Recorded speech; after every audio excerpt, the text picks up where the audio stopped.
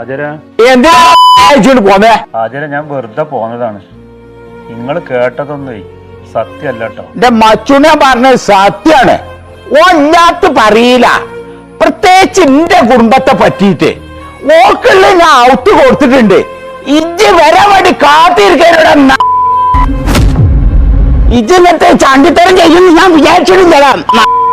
അന്നൊരു സമ്പളക്കാരനായിട്ടല്ല ഞാൻ ഇവിടെ കണ്ടീന്റെ, സ്വന്തം മോനെ പോലെ ആയിരുന്നു. ഈ അന്നിനെ അന്ന് ഇവിടെ കൊല്ലും. ഒരാളോട് ചോദിച്ചാൽ വരൂല. ഓനെ തല്ലും കൊല്ലൊന്നും വേണ്ട. ഓനൊരു തെറ്റും ചെയ്തിട്ടില്ല, ഞാനും ഒരു തെറ്റും ചെയ്തിട്ടില്ല. ഇതൊക്കെ നിങ്ങളെ മച്ചുണിയെ പറഞ്ഞുണ്ടാക്കിയതാണ്. അതിനൊരു കാരണമുണ്ട്. അത് എന്താണ് കാരണം? നിങ്ങളെ മച്ചുണിയനാണ് പല വട്ടം എന്നോട് മോശമായിട്ട് പെരുമാറിയിട്ടുള്ളത്. നിങ്ങൾ ഇല്ലാത്ത നേരത്തെ അവിടെ വരുമ്പോഴേ ഞാൻ വെള്ളം കൊണ്ട് കൊടുക്കുമ്പോഴേ എത്ര പ്രാവശ്യം എന്റെ കജിമ പിടിച്ചിരിക്കണെന്ന് അറിയാം. നിങ്ങളെ കുടുംബം കൊണാക്കണ്ടാച്ചിട്ട് ഞാൻ മുണ്ടാതെ നിന്നതാണ്. നിങ്ങളെ മച്ചുണിയന്റെ തനി സ്വഭാവം ഞാൻ നാലാളറിയട്ടെ. ഞാൻ നിങ്ങളെ എന്റെ ഉപ്പാന്റെ മാതിരിയാണ് കരുതിക്കട്ടെ. തിരിഞ്ഞ എന്റെ ഉമ്മായിട്ടാണ് കരുതിക്കേണ്ടത്.